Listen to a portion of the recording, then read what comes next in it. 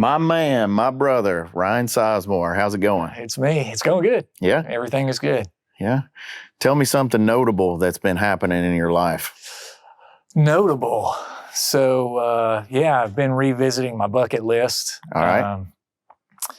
I don't think it's a midlife crisis, but when you've had a back surgery and you're 46, you start marking ride a bull off of it. Yeah, exactly. So I did the skydiving thing and all that stuff early enough, but some of it I'm reevaluating.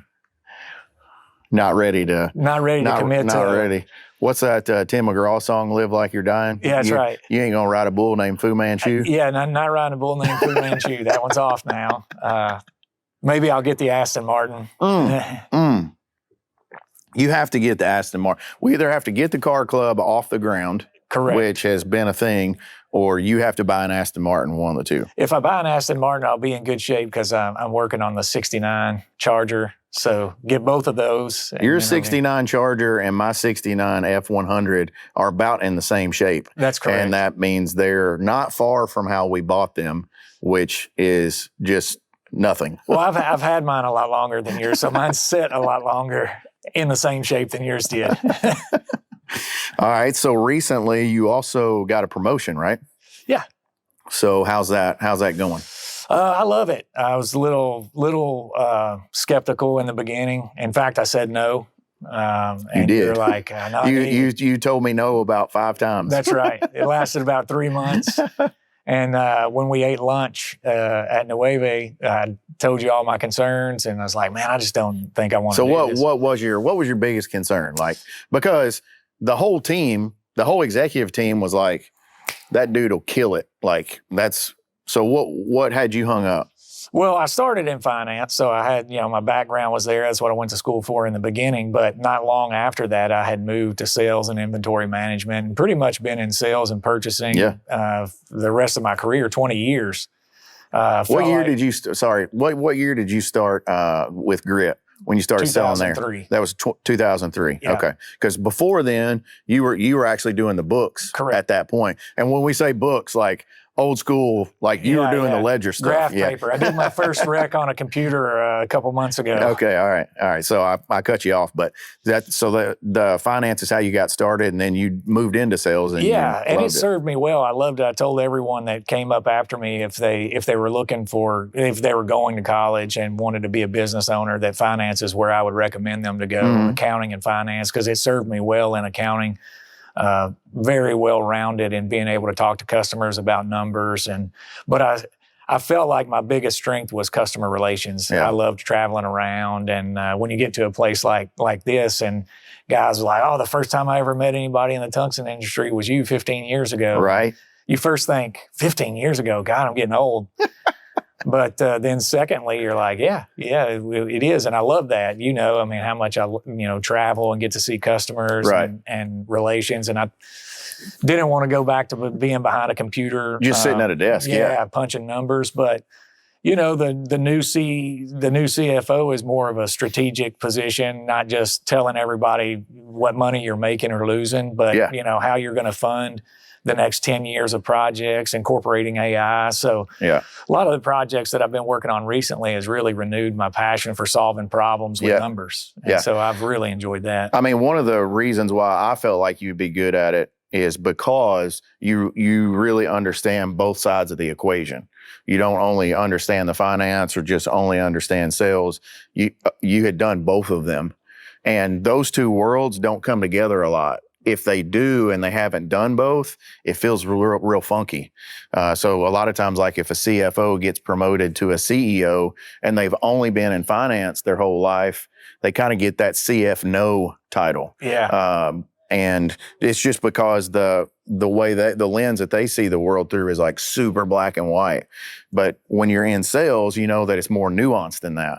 Well, there's not nuance in math. Right. I mean, it is what it is. Yeah. The CFOs that become CEOs previously were a lot more numbers oriented, bean counters, and stringent on, okay, we're doing this by the number. And they lose that entrepreneurial mindset of, I can take a risk here. Yeah. And we'll make the funding work because I see this as a valid project for us to do.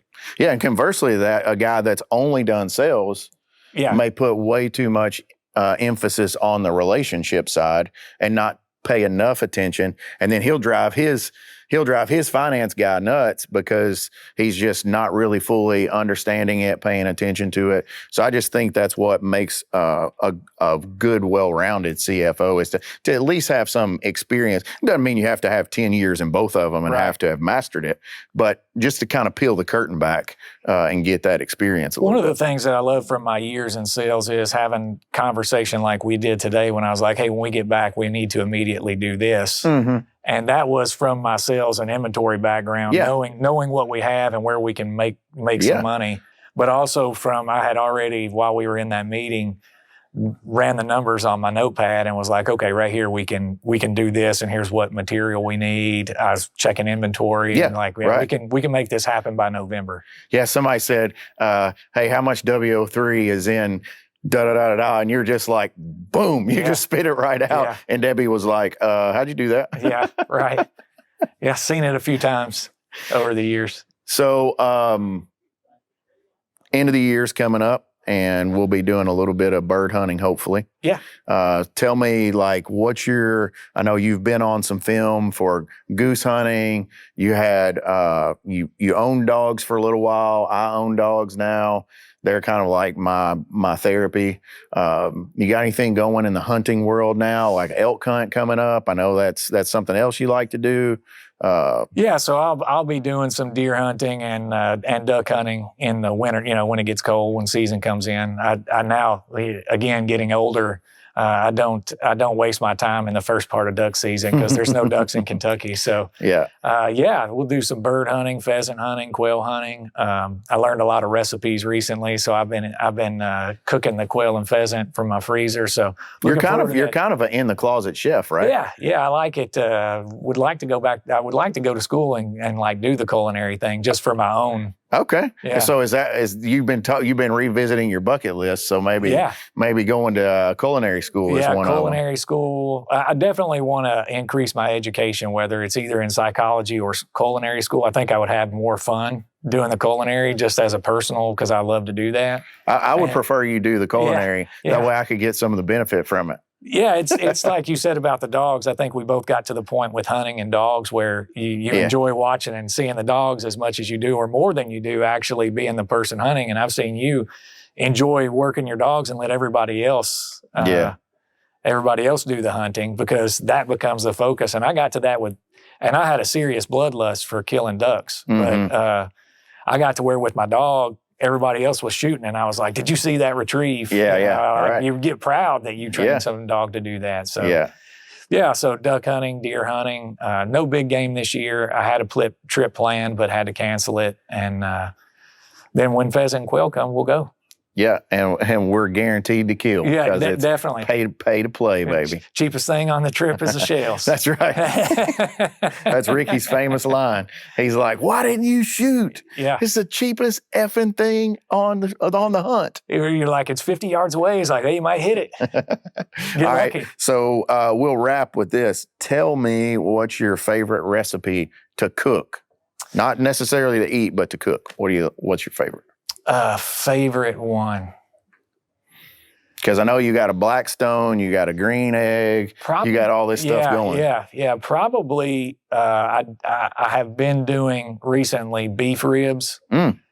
So beef ribs or brisket is what I like to do. Okay, you just bought that new smoker too. I forgot about that. So I can get a really good crust, and I've been working on flavoring the crust a little bit and using the different woods to be able to infuse some flavor in it, and then put some smoked cream cheese out with it. That shit is, I'm not sure if I'm supposed to cuss on this one, but that stuff is delicious. Yeah, I've been playing around with that too. I've got some new little nuances to put out with it, and exactly how it's smoked. So. And doing the brie that we put in the skillet. Yeah, with the prosciutto on it. And put the prosciutto around it. Man, that's fire. The last time you actually did it different. You did it on a skillet over the fire.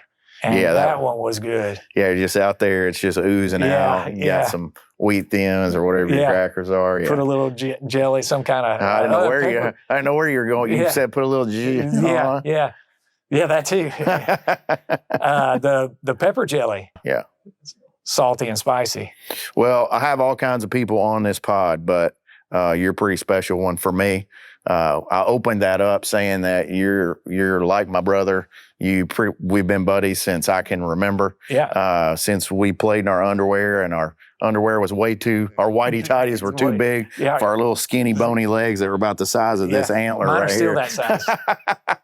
But I love you, man. I'm proud of you. You're doing a fantastic job for the company. You're a huge asset to our entire organization. Couldn't be more proud of you. And thanks for sitting down with me and sharing a little bit about who Shelly Ryan Sizemore is. Thank you. I love you too. Obviously, like you said, brothers for a long time. We'll be brothers till we die. All right, man. Love you. I got, before we cut, you don't have to post this or anything. This is just more of a bitching session, but I get called a misfit all the time. Oh, yeah? Yeah, and I've been following the Misfit podcast. I'm just wondering when I get my invite there. And then the second thing is somebody told me you did an interview recently and commented on somebody's sexy British accent. Oh. And you didn't say anything about my sexy Southern accent. Yeah. So do we need to cut and start all over? No, we can keep it rolling. I'll clarify. We won't have to edit this in post. But the first thing about the accent, you get enough compliments about your freaking blue eyes that I'm not going to compliment your voice. I'm just not going to do it because I don't get compliments on the way I sound or my eyes. So I guess I'm really just, to be honest, a little jealous about that situation. So I can't do that. But you definitely don't have the accent of William Perry Jones, because I know that's who you're talking about. And, I don't. And you definitely couldn't pull off the suit that William Perry chance. Jones had on in the interview.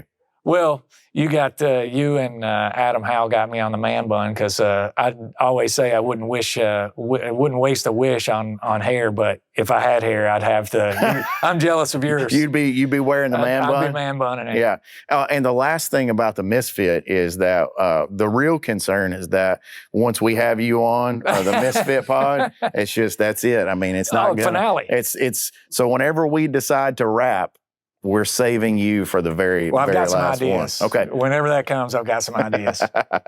Love you, man. Love you too. Proud man. of you. See ya.